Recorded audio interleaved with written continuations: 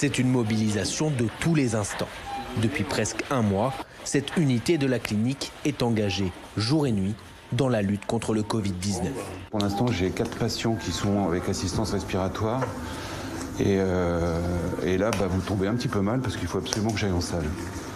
Donc, on se revoit peut-être tout à l'heure. Ce matin-là, le docteur Hubert est appelé en urgence.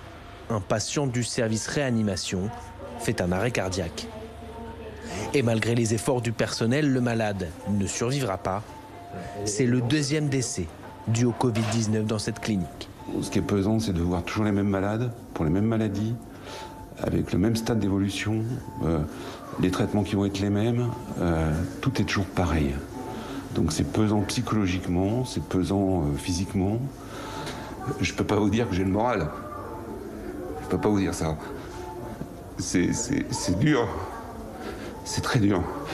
Et donc je me raccroche au fait que les autres ne craquent pas pour ne pas craquer moi-même, quoi. Une situation inédite aussi pour les personnels infirmiers. Est-ce que vous avez votre masque ? Qui s'occupent au quotidien des malades en réanimation et ont dû s'adapter rapidement. Ça a changé du tout au tout. J'ai dû me transformer en une infirmière de réa que je n'étais pas. J'ai dû apprendre plein de nouveaux gestes, plein de nouveaux soins en peu de temps. Et je suis fière de l'avoir fait en fait. Ça va, j'ai été amené là, je crois que c'est lundi dernier.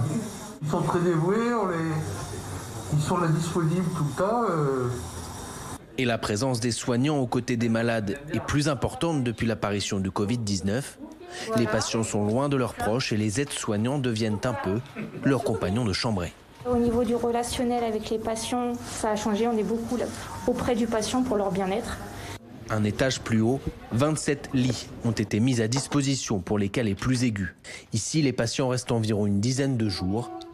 Véronique a été admise mercredi et l'une des priorités, c'est de ne pas rompre le contact avec l'extérieur. Le plus dur, c'est pas de voir de visite, pas voir mes enfants, mon mari et tout. Donc ça ouais, c'est la solitude. Maintenant, on a le visio.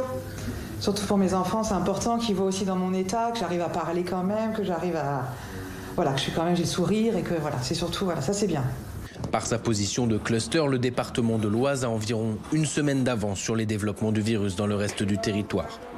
Le directeur de la clinique se veut prudent, mais il constate une amélioration par rapport au début de l'épidémie. Aujourd'hui, on a une diminution du nombre d'entrées. Par contre, on a un besoin qui reste très important en réanimation. La prise en charge des patients dans la clinique se fait en étroite collaboration avec l'hôpital public. Ici, la majorité des effectifs est consacrée aux patients atteints du Covid-19.